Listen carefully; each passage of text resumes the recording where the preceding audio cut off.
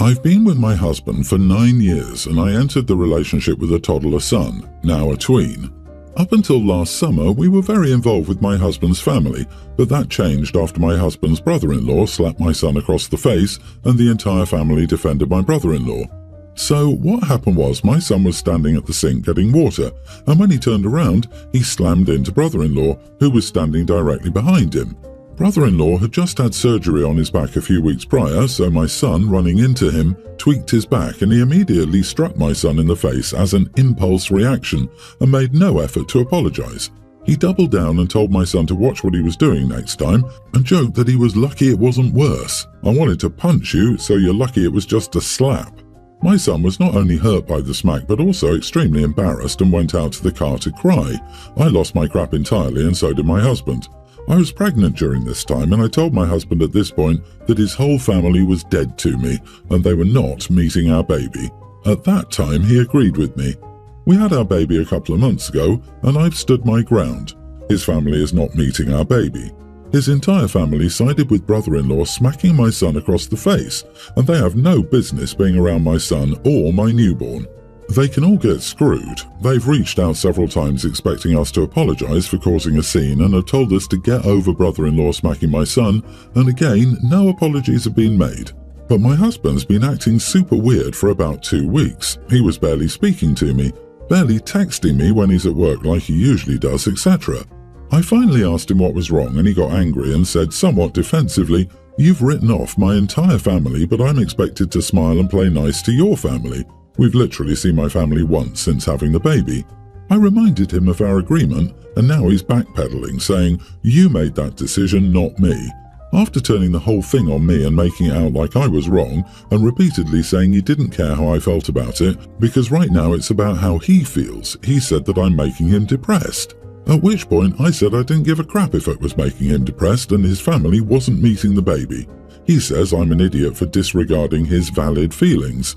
Edit, the police were called when it happened. They actually called the cops on my husband because when he flipped out, he intimidated them. So a report was made and we did file trying to get brother-in-law charged for smacking my son, but ultimately the cops did nothing because by the time they showed up, 45 minutes later, there was no visible mark on my son's face anymore.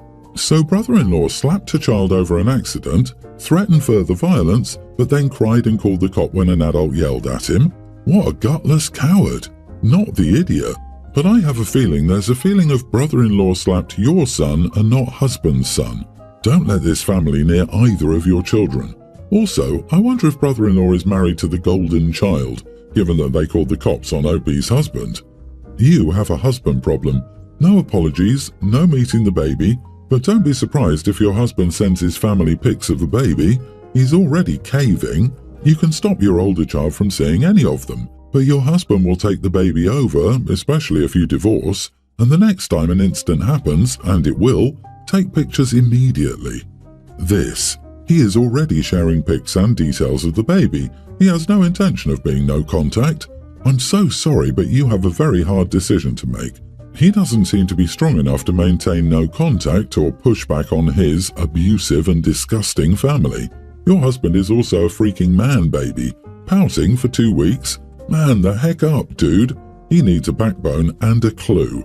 It is valid that he misses his family. What happened isn't fair for any reason or okay, but expecting him to never talk to his family for the rest of his life isn't reasonable or likely. You can wish it all you want, but it'll just lead to a divorce when he gets 50-50 custody and your newborn now stays the night at grandma's. He likely only really cares about his mom. Why don't you start with mother-in-law visiting your home and supervising? As soon as she starts talking about the slap, if she does, it's time to leave, or make the boundaries clear that visitations only continue if boundaries are respected. This is probably the safest way out of this situation where you stay together, babies stay safe, and everyone has their feelings heard. My ex and I have a toddler. She's amazing and loves her daddy. It was his birthday on Monday, so I let my daughter grab some bits for him. There's a football stall in our local shopping centre. They had squeezy balls for each team. My daughter knows that her dad loves football and also the colour blue, so she picked out a blue one for him. I knew it wasn't his team, but there was nothing on the actual ball. It just said the team on the wrapper.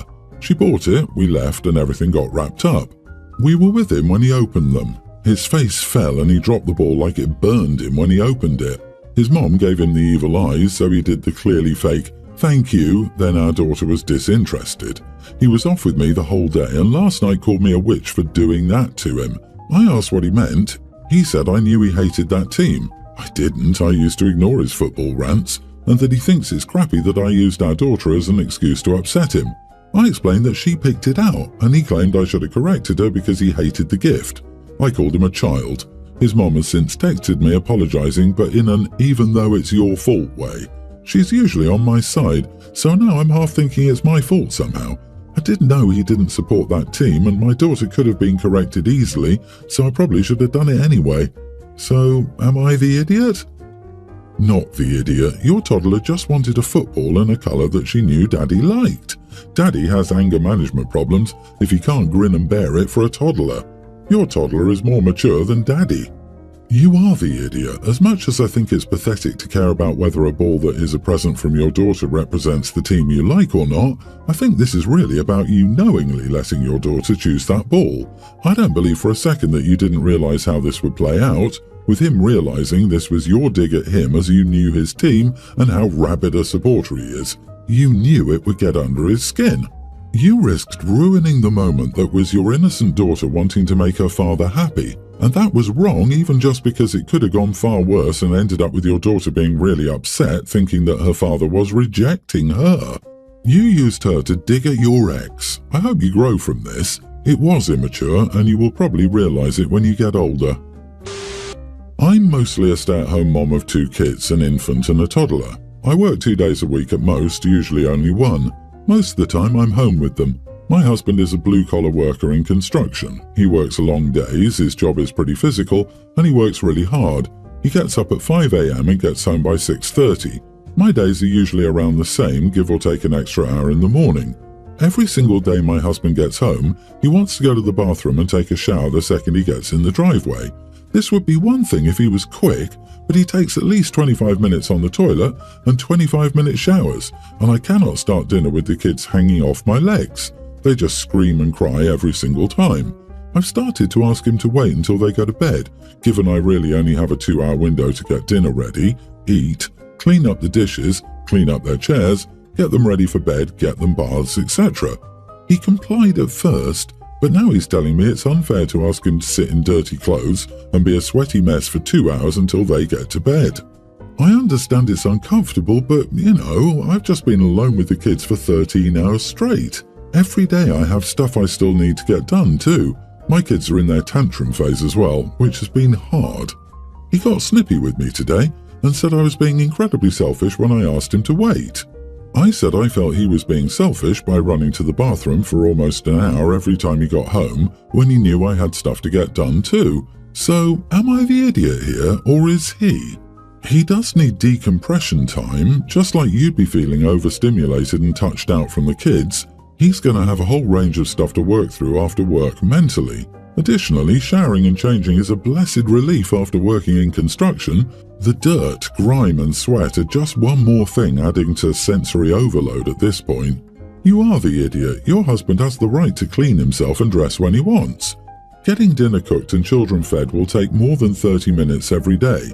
If you don't understand how gross and uncomfortable he is when he arrives home, then you've never worked a day that hard. Do just put in over a 12-hour shift of real labour. Yes, he works much, much harder than you do as a stay-at-home mom every day. This wouldn't even be a conversation in my house. I'm taking a damn shower. Suggestion: why not bathe your kids before your husband comes home? For all those suggesting the kids have a bath before dinner, it's just not really feasible. 1, kids are unbelievably messy eaters. You cannot fathom it until you're watching it. And 2, if they've learned to associate bath with being right before bed, which I assume they have if this routine has been set in place since the eldest was a baby, then it's fairly disruptive to their routine, and not fair to make them change it. You're not the idiot. I would say if it's absolutely essential to him that he shower on arrival, then fine, but a 15-minute maximum, I still think it's not unreasonable for him to wait. It isn't going to kill him, and let's be honest, with 2 toddlers, you're probably sweaty, smell like crap, and have weird substances on you you'd love to wash off too. My son and his cousins are close, so my sister and I have family get-togethers often. We take turns hosting. I should say now that my sister and I have incredibly different parenting styles. My husband and I only decided to have one child so we could pour all of our love and time into raising him. My sister has 5 kids and has the same authoritarian parenting style our parents did. This past weekend, my sister had us over for a barbecue. They made hot dogs for the kids and steak for the adults. Growing up, our parents always did stuff like that. They ate nicer food than we did and got to go places that we didn't. It made some of us feel bad, so I've never done that to my son. It's important to me that he knows he's just as worthy of nice things, good meals, etc. Usually he likes the kid food my sister makes, so it's not an issue, but he hates hot dogs. He took one bite of it and then sat silently while everyone else ate. He's a nice boy, so he didn't want to raise a fuss and complain about hating hot dogs. I didn't want him to go hungry, so I just grabbed our plates and switched them. He nodded at me and we both just carried on eating without saying anything. My sister's first grader pointed it out, raised a fuss, and said she wanted steak too. Pretty soon, all of her kids were mad and she kind of went off on me. She told me it was my job to settle them down since it was my fault they were all riled up. I told her she could trade food with them to make things fair. Long story short, it was a whole ordeal. I just didn't want my son to go hungry while everyone else ate. He's generally not that picky of an eater, but he just hates hot dogs. I wouldn't force myself to eat something I hate either. Am I the idiot for trading? Not the idiot. Neither of you even made a fuss. Your son hates hot dogs, and you switch plates with him without comment. Like, what's the issue here? Your sister sounds like a piece of work. Next time she'll make the same dish for everyone. Sister should probably try parenting her kids instead of trying to parent OP. She's upset because OP violated the terms of parole she expects children to live under. The sister sounds like she'll wonder why not one of her kids will speak to her as she reaches old age. Steak is a lot more expensive than hot dogs. Sister may not be able to afford to feed 6 kids steak in addition to however many adults there were. It's not your fault her kids got riled up, but it wasn't polite to switch the plates. You guys are raising your kids differently, which is fine, but when she's hosting, that's the way it is. She should have told her kids to pipe down, and you should not have switched plates. It would have been okay if you'd subtly given him a few bites later. I disagree. If she can't afford to feed her kids steaks, then she shouldn't be eating steak around them and shouldn't be hosting so often. If your sister wants to continue hosting get-togethers, she needs to either provide something kid-friendly that your son will be comfortable eating or just be an adult and let people eat what they want. This past weekend, my sister-in-law, Susie, 24 female, came over to visit my wife, 30, and me, 34 male, for dinner and drinks. Susie had recently broken up with her boyfriend of 2 years, and it seemed like the sole purpose of her visit was to vent about him. No matter how often my wife or I tried to change the subject or talk about something else, Susie would find a way to bring it back to her relationship and her ex-boyfriend. After about an hour of hearing about Susie's ex, I left the room and wandered off to find something else to occupy my time. But shortly after that, my wife came and asked me if I could start dinner earlier than planned because she was getting hungry. We have a pretty large island counter in our kitchen, and Susie and my wife sat there drinking wine while I was cooking. Again, every word out of Susie's mouth was about her ex. And it wasn't just normal bad-mouthing. She was using a bunch of clinical and therapy buzzwords like narcissist, gaslighting, toxic, disregarding boundaries, etc. I tried to change the topic multiple times, but to no avail. I tried turning on music to drown out Susie's psychobabble, but she just talked over it. I finally told them that maybe they would be more comfortable on the couch instead of on bar stools, but Susie insisted she wanted to watch me cook, even though she hadn't paid any attention to anything other than her wine glass or ex-boyfriend. At one point, Susie described something her ex had done and asked me if it sounded like something a narcissist would do. I told her I wouldn't know because I'm not a psychologist, and I don't think I've ever really interacted with a narcissist. She insisted on me giving my opinion, and I deflected again.